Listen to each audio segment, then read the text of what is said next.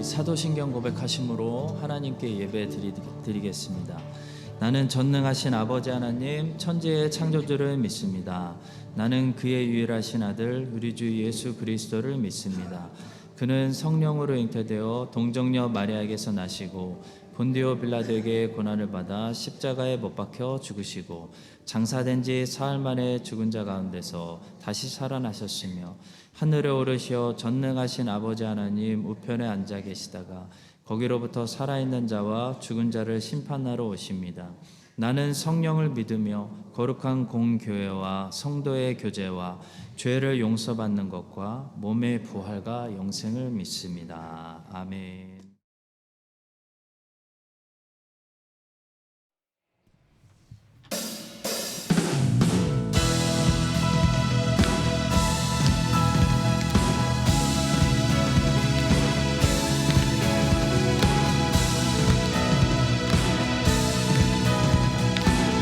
세상을 넘어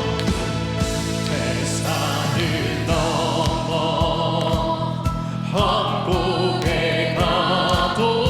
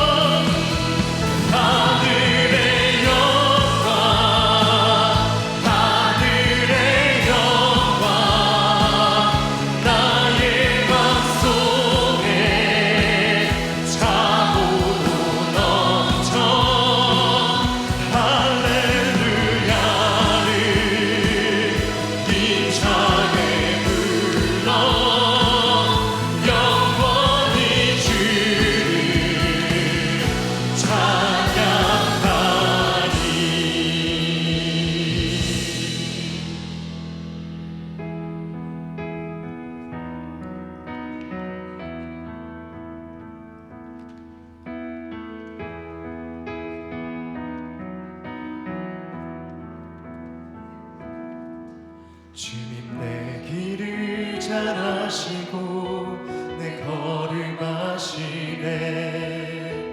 어둠에서 빛을 내시는 그분을 믿네.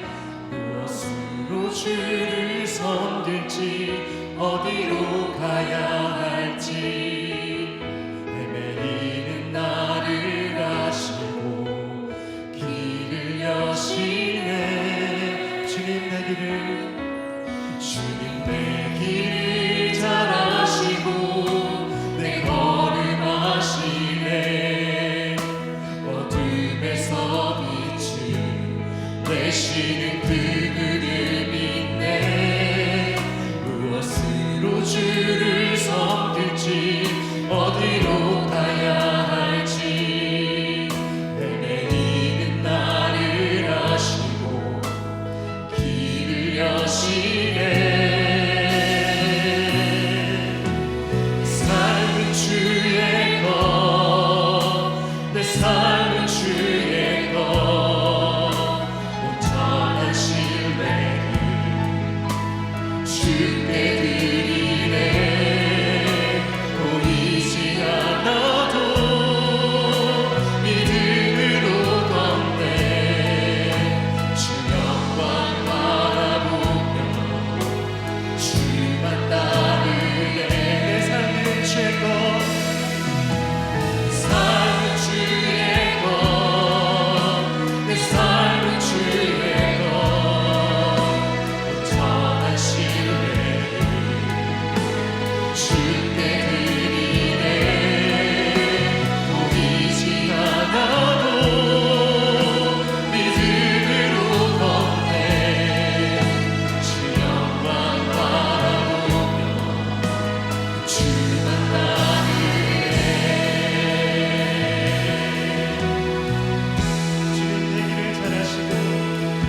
주님 내 길을 잘 아시고 내 걸음 아시네. 어둠에서 빛을 내시는 그분을 믿네. 무엇으로 주를 섬길지 어디로 가야 할지 믿는 나를 아시고 길을 여시네. 내 삶은 주의 것, 내 삶은 주의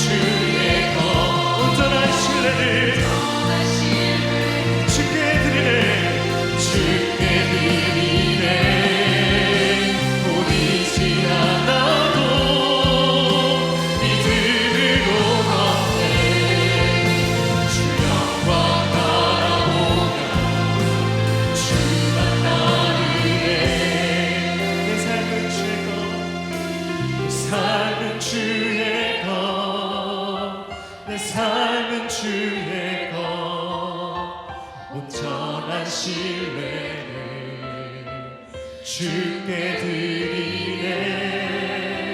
보이지 않아도 믿음으로 걷네.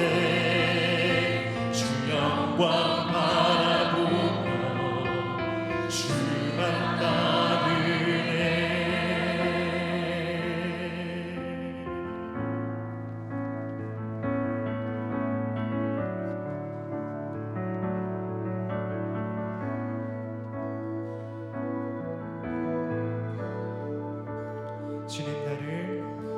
주님 나를 부르셨네. 놀라운 사랑으로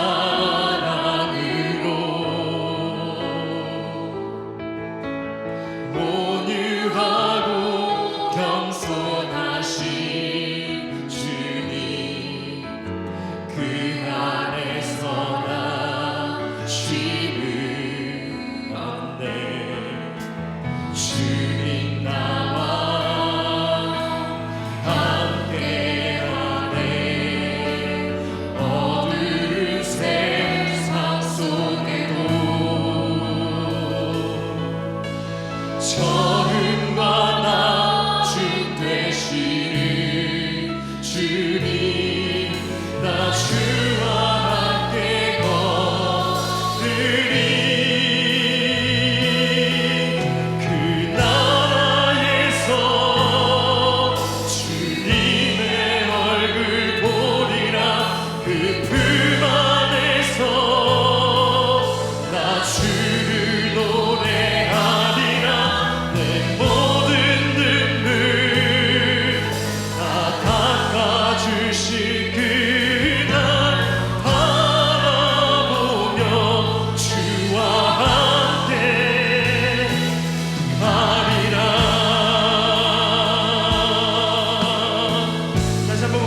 주님 나를 부르셨네.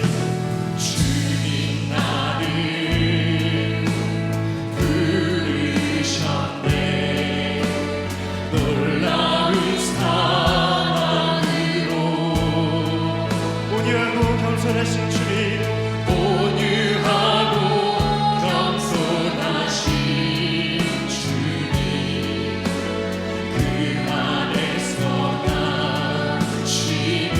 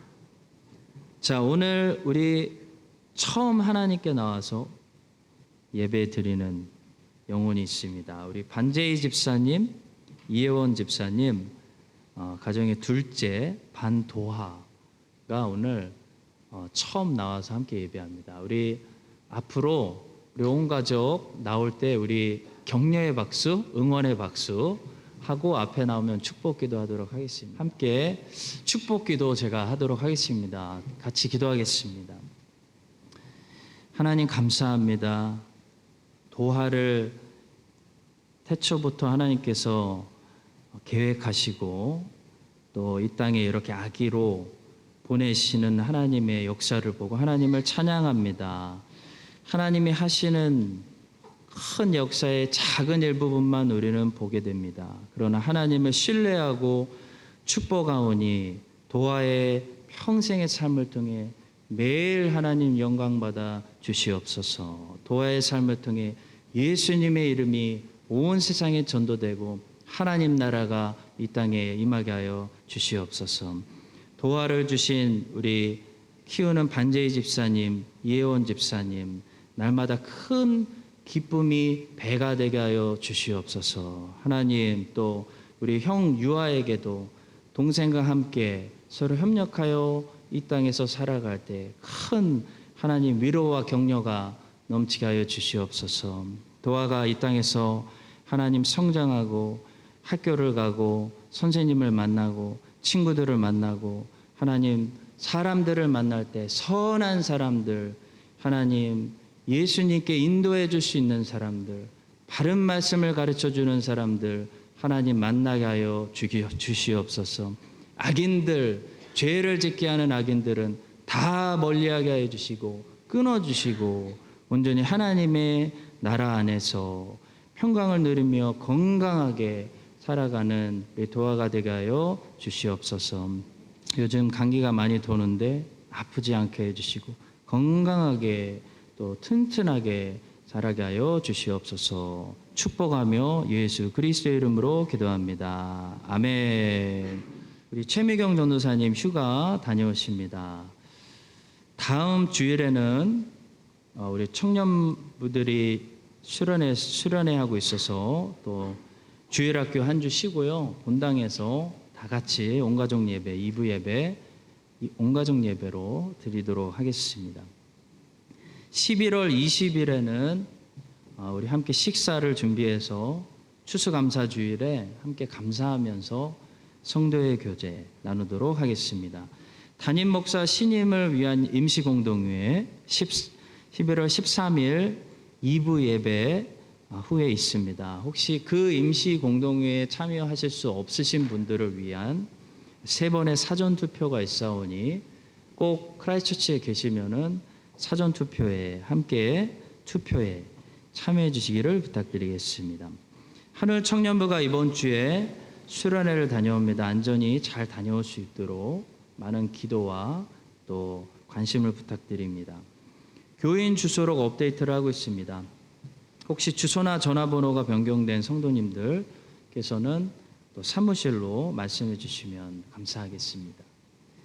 생명의 삶 시호로가 여전히 좀 남아 있습니다. 사무실에서 신청하신 분들 받아가시기를 부탁드립니다. 사무엘상 24장 9절부터 15절까지 우리 함께 합독하겠습니다. 다윗이 사울에게 이르되 보소서 다윗이 왕을 해하려고 한다고 하는 사람들의 말을 왕은 어찌하여 들으시나이까. 오늘 여호와께서 굴에서 왕을 내 손에 넘기신 것을 왕이 아셨을 것이니이다.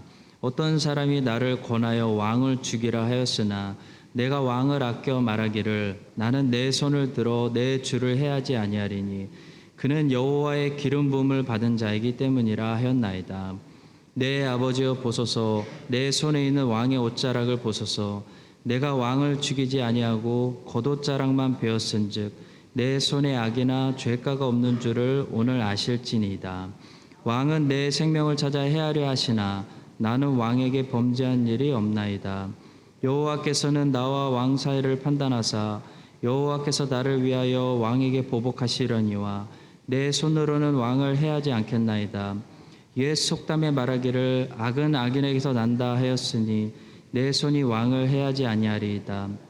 이스라엘 왕이 누구를 따라 나왔으며 누구의 뒤를 쫓나이까. 죽은 개나 벼룩을 쫓음이니이다.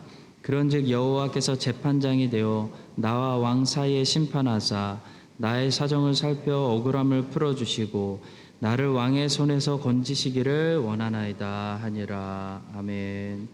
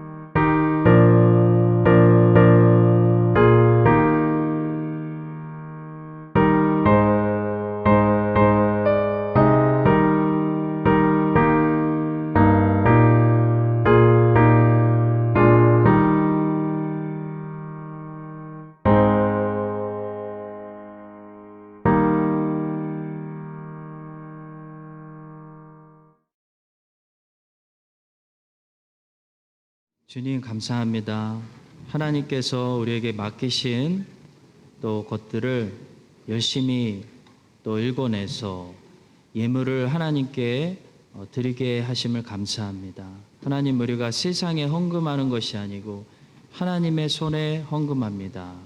우리의 예물이 사람의 뜻대로 사람의 방법대로 떼어지지 않게 해주시고 온전히 예수님의 손에서 떼어지게 하여 주시옵소서. 그래서 쓰여질 때마다 주님이 찬송받으시고 주님의 나라가 이 땅에 임하고 주님의 뜻이 하늘에서와 같이 이 땅에 이루어지게 하여 주시옵소서. 하나님, 주의 백성들의 기름병을 보시고 창고를 보시며 사정을 헤아려 주시옵소서.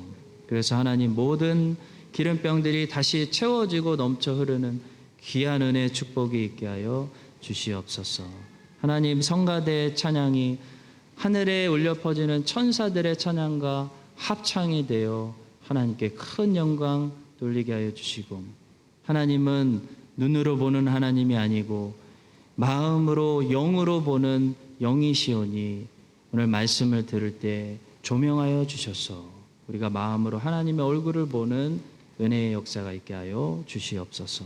감사하며 예수님의 이름으로 기도합니다. 아멘.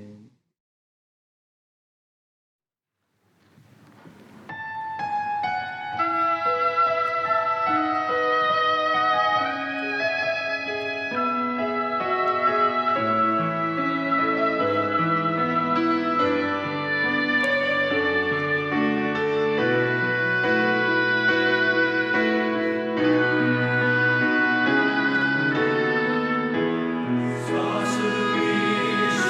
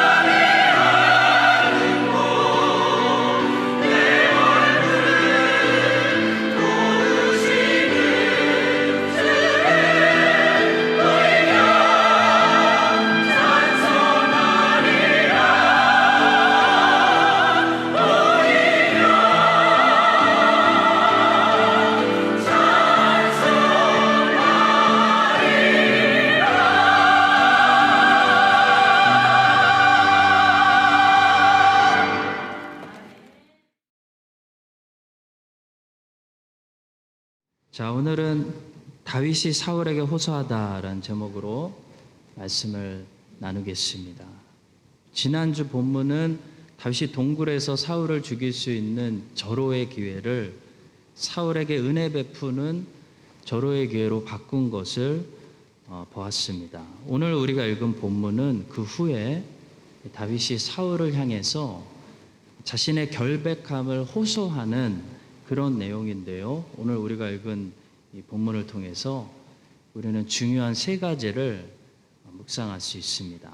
첫 번째로 이런 사실입니다. 악인들에게 보복하는 것은 사람의 몫이 아니라 하나님의 몫이다 라는 사실을 듣게 됩니다. 자, 본문 12절과 13절의 말씀입니다.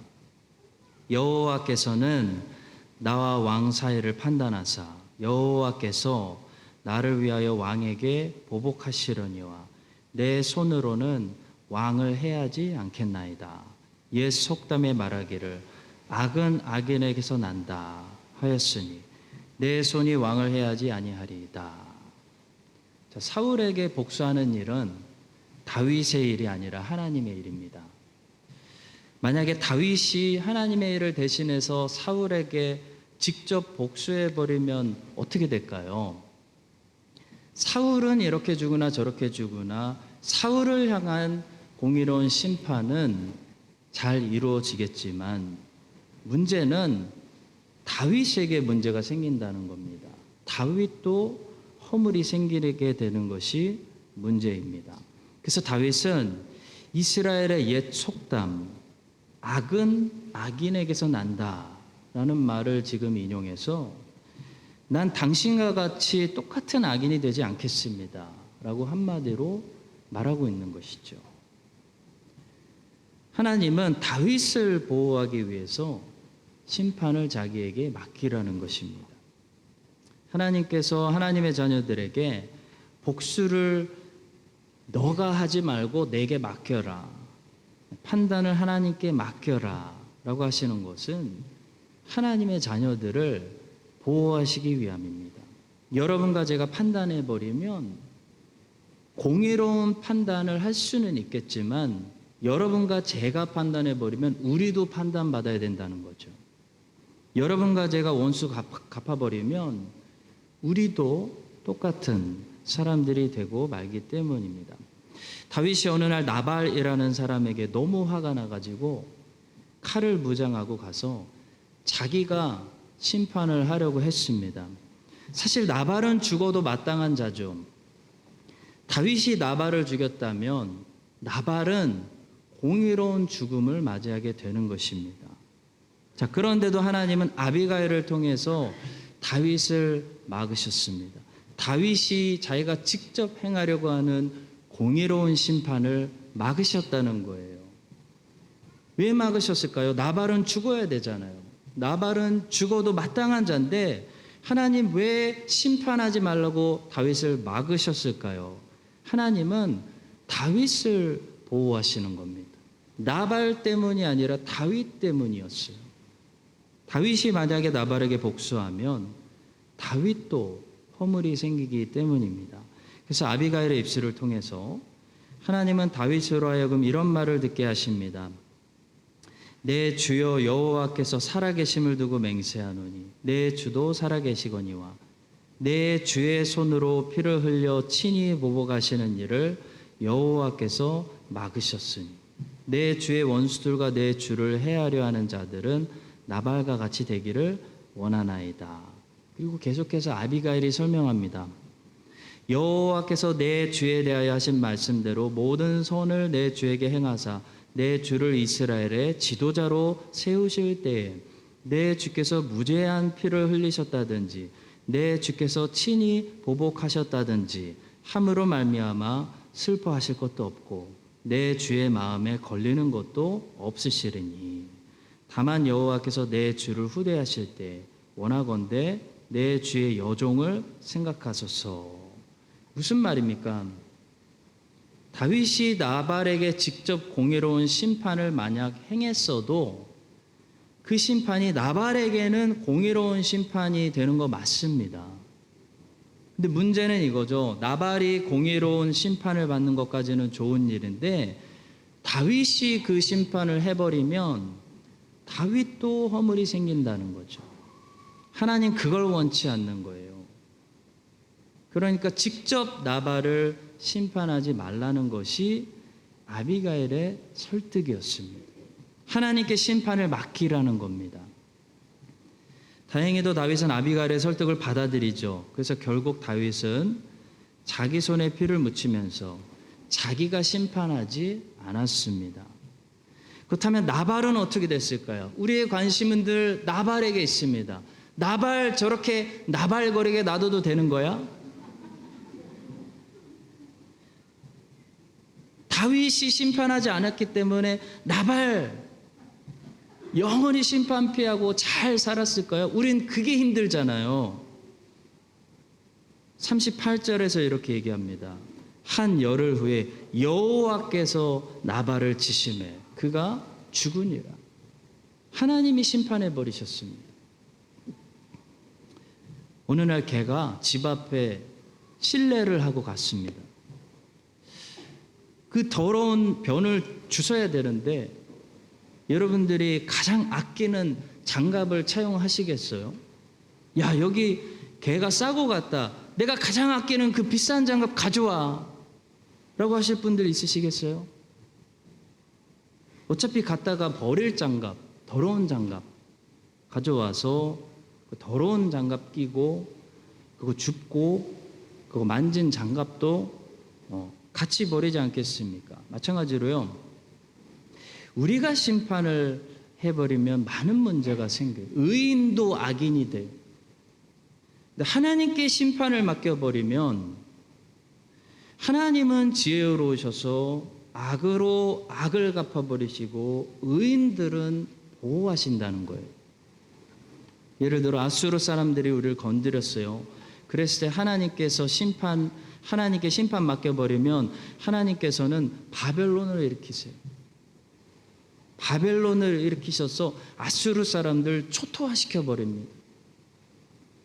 그리고 나서 바벨론 사람들도 자기들의 악한 행위에 따라서 하나님께 공의로운 심판을 받았습니다.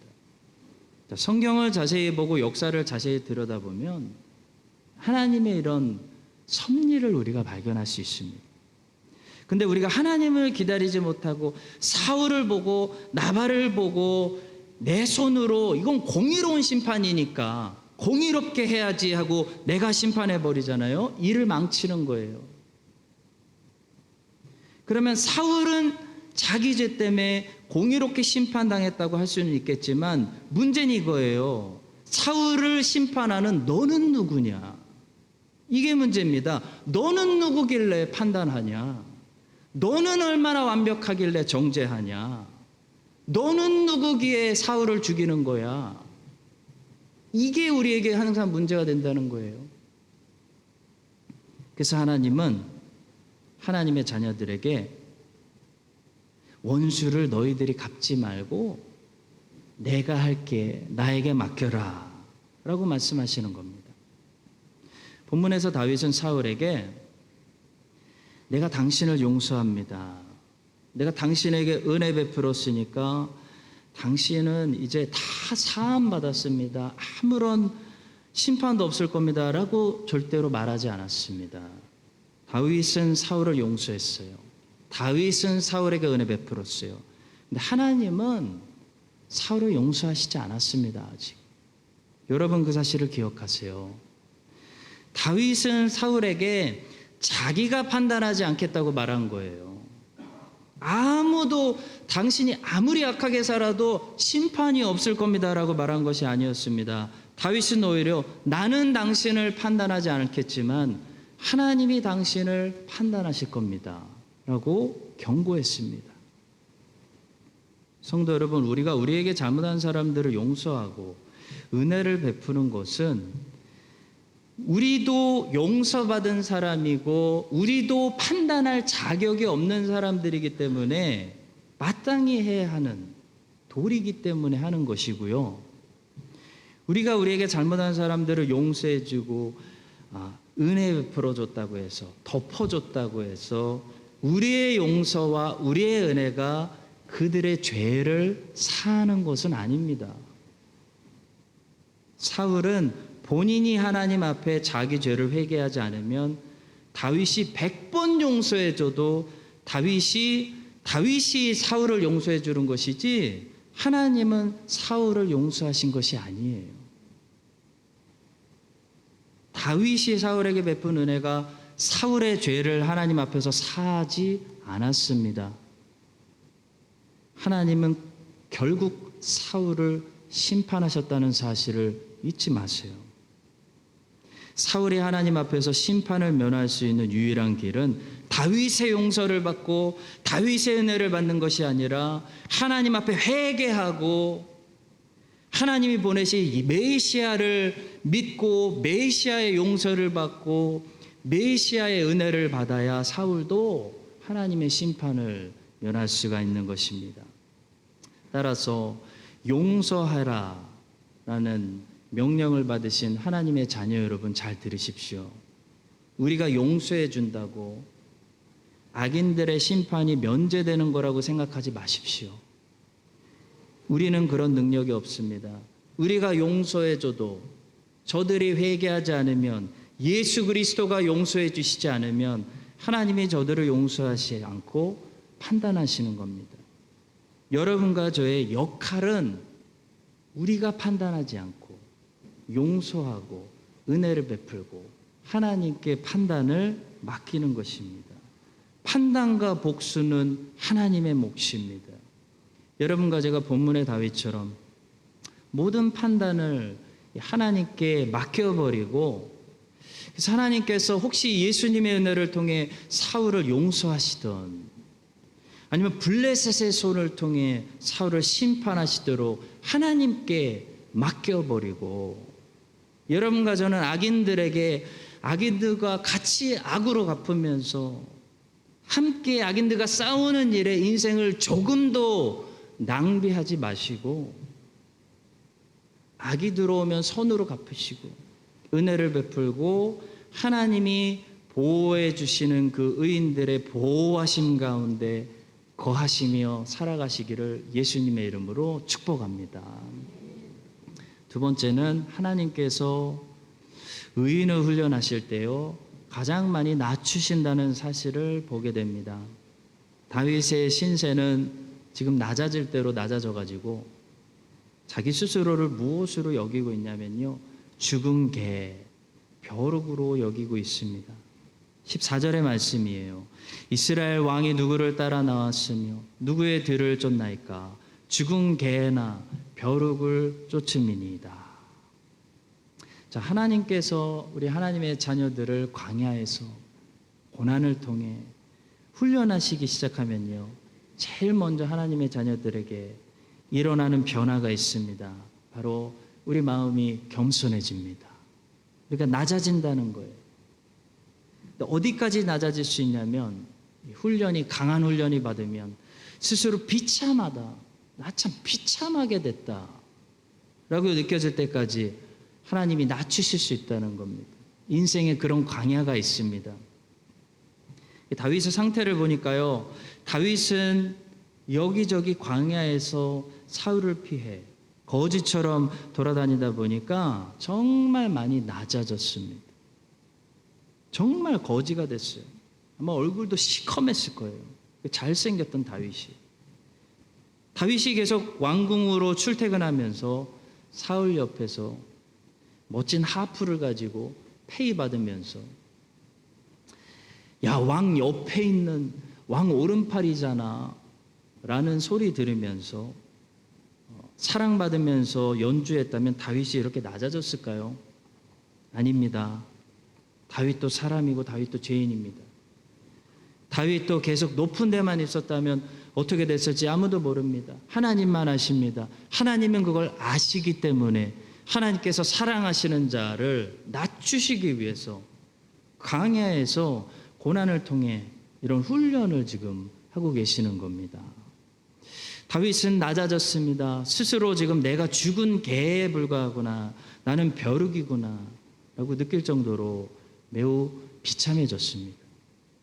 자, 그런데 성도 여러분, 이렇게 낮은 곳에서 하나님의 자녀가 훈련받을 때 하나님께서는 낮은 곳에 놀라운 선물과 준비를 가지고 기다리신다는 사실 우리가 잊으면 안 되겠습니다. 조지 휘필드라는 교회 역사에서 유명한 설교자가 있었습니다. 18세기에 영국과 미국에서 대각성이라고 부르는 큰 부흥이 일어났거든요. 그때 이제 중심에서 쓰임 받은 사람이 존 웨슬리와 또 그 중심에서 쓰임 받은 사람이 조지 휘필드라는 사람이었습니다. 조지 휘필드는 참 신기하게도 웨슬리보다 그렇게 알려진 사람은 아닙니다. 그러나 당시 사람들에게는 누구보다도 잘 알려져 있었던 그런 엄청난 사람이었습니다. 얼마나 엄청났냐면요.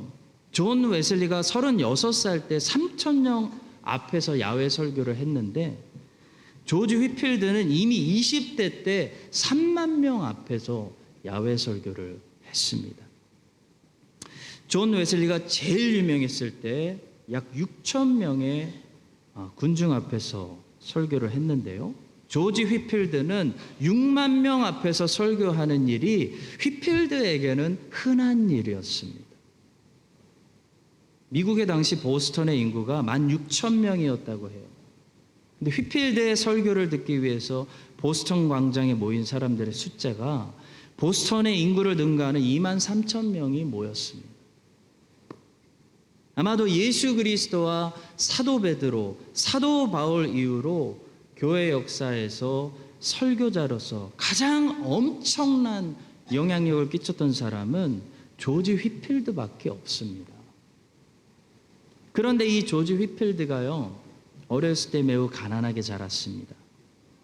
아버지가 2살 때 돌아가셔서 어머니가 혼자 여인숙을 운영하시면서 아주 어렵게 가정을 부양했습니다. 휘필드는 어렸을 때부터 여인숙이라는 환경에서 자라면서 늘 술 취한 사람들, 욕하는 사람들, 거친 사람들의 시중을 두는 어머니의 모습을 보고 자랐습니다. 본인도 어머니를 돕기 위해서 늘 술 취한 사람들의 심부름을 들어주고 또 그 사람들이 묵었던 방을 청소하고 하는 일들을 공기를 숨쉬는 것처럼 아주 당연하게 여기면서 그렇게 성장했습니다.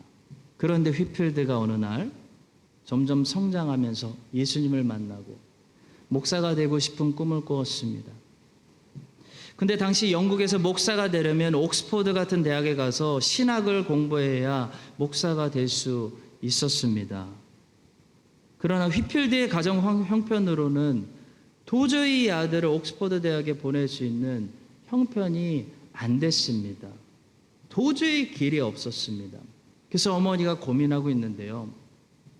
어느 날 이 어머니의 귀에 근로장학생이라는 길이 있다는 소식이 들려옵니다. 근로장학생이란 부잣집 아이들의 심부름꾼이 돼서 그들의 시중을 들어주는 일종의 알바생 같은 조건으로 장학금을 받아서 학교에 다닐 수 있는 자격을 주는 그런 특별한 직업이었습니다. 휘필드의 어머니 휘필드에게 제안을 했습니다. 엄마는 너를 대학에서 가르칠 형편이 안 된다. 근데 아들아, 근로장학생이라는 것이 있다더구나. 너만 괜찮으면, 너만 감당할 수 있다면 그 길로 너도 대학에 갈 수 있다더구나. 자, 그랬을 때 휘필드는 흔쾌히 이 조건을 받아들여서 근로장학생이라는 이 특별한 길을 통해 옥스퍼드 대학에 진학하게 됩니다. 휘필드는 거기서 웨슬리 형제들을 만났습니다. 그래서 홀리 클럽에도 들어갔습니다. 그 길을 쭉 따라서 결국 오늘날 우리가 알고 있는 영국과 미국에서 제일 유명한 설교자 조지 휘필드가 되었습니다. 성도 여러분, 저는 이 이야기를 들으면서 한 가지 사실에 놀랐습니다. 휘필드는 근로장학생이라는 명분을 조금도 부끄러운 것으로 아니면 조금도 부담스러운 것으로 전혀 생각하지 않았다는 거예요. 그는 조금도 주저하거나 망설이지 않고 이게 웬 떡이야. 근로장학생이라는 것을 하나님이 주신 기회로 받아들였습니다. 그리고 대학에 다니는 동안에도 심부름하는 것이, 부잣집 아들들 심부름하는 것이 그에게는 전혀 어려운 일이 아니었다는 거예요. 심지어는 다른 학생들이 휘필드가 지나갈 때마다 뒤에서 여인숙의 아들, 근로장학생, 야 일로 좀 와봐 라고 놀려대도요, 그런 것들이 휘필드의 마음을 전혀 어렵게 하지 않았다는 사실에 저는 깜짝 놀랐습니다. 왜 그랬을까요? 휘필드는 이미 어렸을 때부터 어머니의 여인숙이라는 하나님이 주신 광야에서 술 취한 사람들 심부름하고 시중 들고 기분 맞춰주는 그런 서비스를 제공하는 이 훈련을 다 받은 사람이었기 때문입니다. 여러분, 인생은요, 훈련받지 않은 사람들에게는 죽을 것 같은 곳이지만 훈련받은 사람들에게는 재밌는 곳입니다. 다윗은 왕궁에만 있지 않았습니다. 다윗은 10년 동안 훈련받았습니다. 이스라엘에 있는 모든 지역들을 자기 발로, 아마 맨발로 밟고 돌아다니면서 굴이라는 굴은 다 들어가 봤을 거예요. 여기가 더 안전한가? 여기 숨으면 되나? 다윗이 직접 살펴보지 않은 것이 없을 정도로 이스라엘 땅, 심지어 블레셋 땅까지 다윗이 다 꿰고 있었습니다. 그래서 나중에 다윗이 왕이 되었을 때 참 신기한 일, 어떤 일이 일어나는지 아세요? 왕이 이스라엘 전역을 다 꿰고 있으니까 다윗을 상대할 수 없는 일이 일어납니다. 다윗은 적들이 어디 있는지, 어디에 숨어야 되고, 어디에 진을 쳐야 되고, 어디서 전쟁해야 되는지 다 알고 있는 거예요. 실제로 이런 일이 일어났습니다. 다윗이 통일 이스라엘의 왕이 되자마자 하나님의 언약궤부터 예루살렘으로 옮겨야겠다. 그리고 예루살렘을 통일 이스라엘의 수도로 삼아야겠다. 결심을 했는데요. 예루살렘은 너무나 높은 요새 같은 지역이었기 때문에 그때까지도 여부수 사람들이 그곳을 빼앗기지 않고 지키고 살고 있었습니다. 보통 사람들은 이 높은 예루살렘 성 도대체 어떻게 점령해야 되는지 아무도 모르고 있었어요. 여부수 사람들조차도 자신감이 충만해져 가지고 야 여기는 아무도 못 쳐들어온다 막 이런 지역이었어요. 여호수아가 갈렙이 살았을 때 한 번 점령한 후부터 다시 여부수 사람들이 들어가서 사사시대 350년 동안 아무도 감히 예루살렘을 정복하지 못하고 있었습니다. 근데 놀라운 일이 일어나요. 다윗이 부하들에게 딱 한마디 했습니다. 누구든지 예루살렘 정복하고 싶으면 물 깃는 데가 있거든.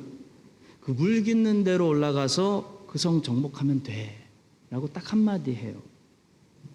그래서 다윗의 부하들이 다윗이 시키는 대로, 왕이 시키는 대로 가서 했더니 정말 놀랍게도 예루살렘 성을 한 방에 너무나 쉽게 정복했다는 사건을 우리가 성경에서 발견하게 됩니다.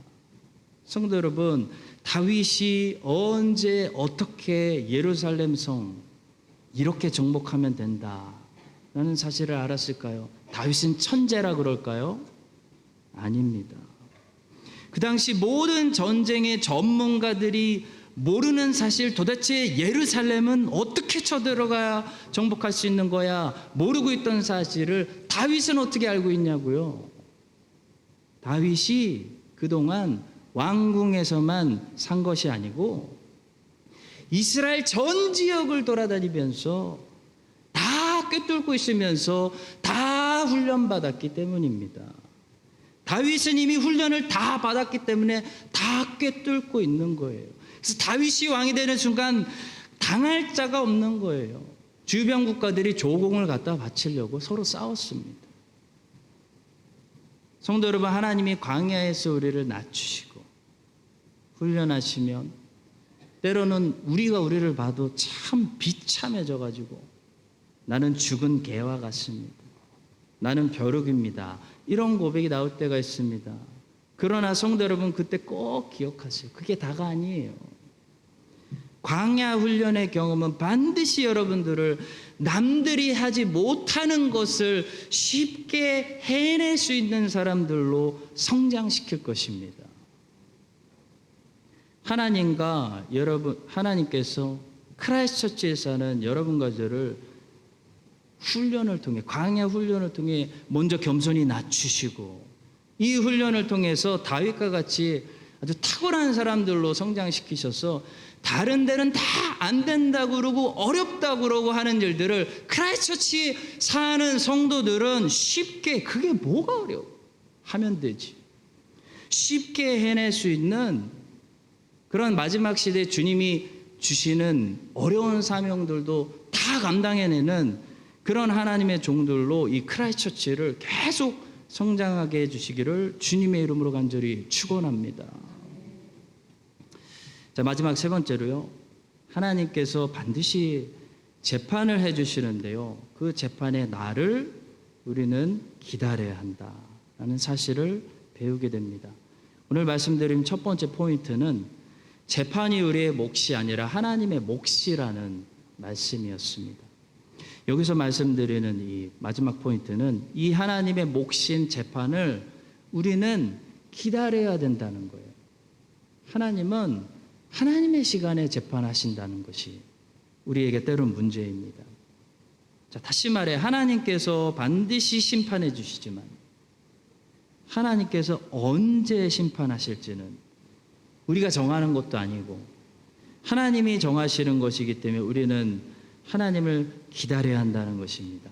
나발은 열흘 만에 심판해 주셨지만 사울은 40년 만에 심판해 주셨습니다. 로마 제국은 한 500년 지난 후에 심판해 주셨습니다. 성도들에게 그래서 믿음과 인내가 요구되는 것입니다. 자, 다윗은 사울에 관한 판단을 하나님께 맡겼습니다. 15절입니다. 그런즉 여호와께서 재판장이 되어 나와 왕 사이에 심판하사 나의 사정을 살펴 억울함을 풀어주시고 나를 왕의 손에서 건지시기를 원하나이다. 그러나 하나님께서 도대체 언제 사울을 판단하실지 다윗은 몰랐습니다. 그것은 다윗이 정할 수 있는 것이 아니었습니다. 다윗은 그냥 인내하고 기다리는 수밖에 없었습니다. 성도 여러분, 하나님께서 가장 적절하실 때 재판하신다는 사실도 우리는 받아들이고 그것이 가장 공정한 재판이라는 사실을 우리는 믿어야 됩니다. 하나님은 가장 공의롭게 재판을 하시는 분이실 뿐만 아니라 가장 공의로운 시간에 재판을 행하시는 분이라는 사실도 우리가 인정하고 인내하고 기다려야 됩니다. 성경을 보니까요, 하나님이 판단하시고 하나님의 피조물 중에서 판단하시고 상과 벌로 갚으시는 대상이 두 가지가 있더라고요. 하나는 각 개인이죠. 각 사람에게 하나님의 그 재판소에 꼭 올라가는 피조물이 두 개가 있는데요. 하나는 사람입니다. 각 사람이 거기 올라가야 돼요. 각 사람이 행한 대로 하나님께서는 하나님의 재판소에서 상과 벌로 갚으시고요. 또 하나가 있습니다. 바로 각 나라별로 각 나라들이 행한 대로 상과 벌로 갚으신다는 것을 성경을 통해 알 수가 있습니다. 구약의 선지자들에게 주신 말씀을 보면 각 나라별로 선포되는 말씀들이 많이 있어요. 각 나라별로 하나님이 평가하시고 재판하시고 번영도 주시고 상도 주시고 또 벌도 주신다는 것을 분명히 알 수 있습니다. 하나님은 에돔을 벌하시고 애굽을 심판하시고 아수르를 멸하시고 바벨론을 재판하시며 페르시아를 번영케 하시는 하나님인 것을 알 수가 있습니다. 자, 그런데 각 나라들과 모든 국가들은 어떤 특징을 가지고 있냐면 이 세상이 전부예요. 이 세상이 전부고 저 세상에는 앞으로 존재하지 않을 나라들이기 때문에 공의롭게 판단하시는 하나님께서는 각 나라들을 반드시 이 땅에서 판단하신다는 겁니다. 이 땅에서 갚으실 것들은 다 갚으신다는 거예요. 그것이 상이든 벌이든. 그런 사실을 우린 구약의 선지자들의 말씀을 통해 또 역사를 통해 알 수가 있습니다. 예를 들어 로마 제국은 이 세상이 전부예요. 다음 세상에 로마 제국 없습니다. 그래서 이 세상에서 심판을 자기가 한 대로 받아야 될 심판을 다 받았어요. 바벨론도 마찬가지였고 페르시아도 마찬가지고 헬라 제국도 마찬가지였습니다. 이 사실에 대해서 영국의 성공의 어떤 대주교는 이렇게 말했습니다. 국가는 이 땅에서만 존재할 뿐 다음 세상에서는 모두 사라질 것이기 때문에 상급을 받거나 징벌을 받는 최종 판결이 미루어지지 않고 모두 여기서 이 땅에서 받게 된다. 이 말은 국가가 만약에 하나님을 잘 섬기면요, 하나님께서는 그 국가를 번영시키세요. 그래서 청교도들이 세운 나라는 번영할 수밖에 없는 거예요. 국가가 근데 하나님을 버리잖아요. 국가가 이 땅에서 어떻게 되냐면 쇠퇴돼요. 반드시 쇠퇴돼요. 역사가 우리에게 충고해주고 있어요. 사라질 수도 있어요. 정복당합니다. 망했습니다. 역사가 분명하게 증거하고 있는 거예요. 웃을 일이 아니에요. 대한민국, 미국, 호주, 뉴질랜드 정신 차리지 않고 동성애 지지하고 가증한 것들 세우고 하나님 똑바로 섬기지 않으면요, 이 땅에서 앞으로 빠르게 쇠퇴합니다. 괴롭힘 당하게 된다는 거예요. 여러 가지 재앙들이 일어나게 된다는 거예요. 자, 그런데 문제는 각 개인을 향한 이 최종 판결에 관한 것은 각 국가를 향한 판결과 다르게 이 땅에서 전부 이루어지지 않고 저 하늘 재판소에서 최종적으로 이루어지도록 보류될 수 있다는 사실을 우리가 알아야 됩니다. 우리는 이 땅에 살면서 의인들이 보상받지 못하는 것을 많이 목격하게 됩니다. 평생 예수 열심히 믿었는데 순교당하고 죽어버려요. 많이 보게 돼요. 악인들이 평생 악하게 살았는데 하나님이 터치하지 않으세요. 더 형통함을 누리게 되는 것을 많이 목격하게 됩니다. 왜 그럴까요? 이것은 하나님이 살아계시지 않거나 하나님께서 재판하시지 않거나 하나님께서 공의롭지 않아서가 아닙니다. 이것은 개인, 곧 영혼은 국가와 다르기 때문이에요. 영혼은 불멸하는 존재이기 때문이에요. 불멸하는 존재이기 때문에 이 세상이 우리가 사는 전부가 아니기 때문이에요. 반드시 다음 세상으로 넘어가기 때문입니다. 그래서 영혼들을 향한 하나님의 공의로운 최종 심판은 이 세상에서 다 갚으시지 않으신다는 사실입니다. 최종 심판을 위해서 보류하시고 남겨두신다라는 사실입니다. 이 진리가 하나님의 자녀들에게는 소망을 주고 악인들에게는 경고가 됩니다. 우리는 의인들이 이 땅에서 열심히 하나님께 순종하면 하나님께서 어느 정도 갚아주시고 보상해 주시고 열매 맺게 해주시고 상 주시는 것을 물론 보게 돼요. 왜냐하면 하나님은 넘치도록 자비로우신 분이기 때문이에요. 근데 하나님이 절대로 여기서 하나님의 자녀들에게 다 갚아주셨다고 생각하시면 안 됩니다. 하나님은 절대로 다 갚아주시지 않았어요. 하나님은 하나님의 종들을 위해서 훨씬 더 큰 상들을, 면류관들을 남겨두셨다는 사실을 여러분들 아셔야 됩니다. 여기서 우리가 받게 되는 것은 맛보기에 불과해요. 근데 하나님이 내가 알고 있어 라는 거를 보여주시기 위해서 잠시 보여주시는 메시지에 불과해요. 그래서 여기서 혹시 안 갚아주셔도 우리에게는 소망이 있는 것입니다. 하나님이 나는 여기서 안 주시는 거 보니까 최종 재판소에서 한 방에 다 주시려나 보다. 그렇게 생각해야 된다는 거예요, 여러분. 진짜예요. 반대로 악인들도 명심해야 됩니다. 여기서 하나님 없이 자기 마음대로 살고 있는데도 인생이 내 마음대로 척척 잘 풀린다고 안심하면 안 됩니다. 하나님께 불순종하고 있는데도 아무런 하나님의 간섭이 없어요. 그게 무슨 사인이냐면요, 하나님의 심판이 모였다가 한 방에 온다는 사인이에요. 제일 무서운 사인이에요. 홈리와 비느하스가 오랫동안 하나님의 성막 앞에서 수종드는 여인들과 성적인 관계를 맺었습니다. 그리고 하나님께 제사 드리러 나오는 사람들의 재물을 자기 마음대로 도둑질했어요. 마음대로. 그런 교회에 막 PD 수첩에 많이 나오지 않습니까? 목사가 교회에 돈을 갖다가 훔치는 거예요. 자, 그런데도 하늘에서 아무런 간섭이 없는 것을 우리는 때로는 PD 수첩을 통해 보게 돼요. 하나님이 내버려 두세요. 엘리 제사장이 그들을 책망해도요, 홈리와 비느하스의 마음이 두렵지가 않았어요. 왜냐하면 아무 일도 안 일어나거든요. 자, 왜 아무 일도 일어나지 않을까요? 성경은 그 이유를 다음과 같이 설명합니다. 사무엘상 2장 25절입니다. 그들이 자기 아버지의 말을 듣지 아니하였으니 이는 여호와께서 그들을 죽이기로 뜻하셨음이더라. 맞습니다. 사랑하는 성도 여러분, 이 땅에서 아무리 악하게 살아도 하나님이 전혀 터치하지 않는 사람들은 하나님의 무서운 최종 재판소 앞에서 한 방에 모든 심판을 다 받게 되고 말 것입니다.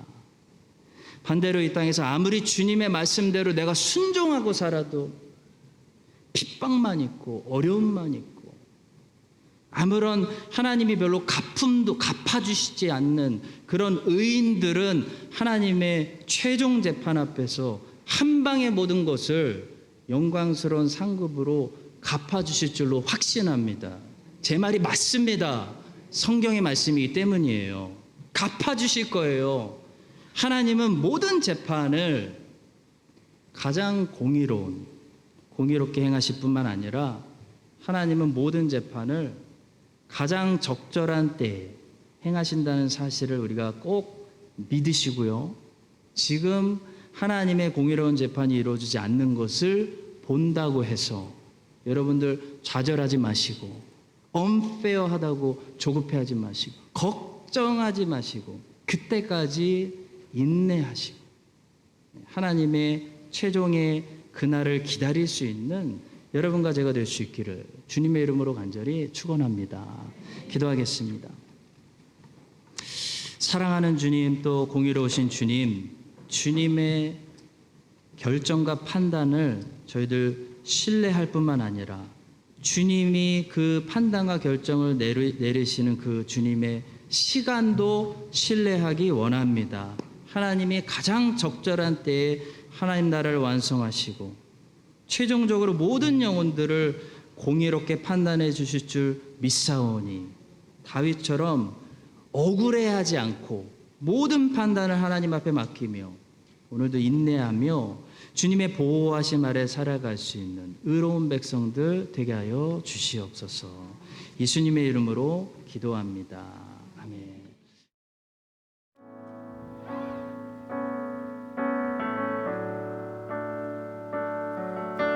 주님 나를 부르셨네. 놀라운 사랑으로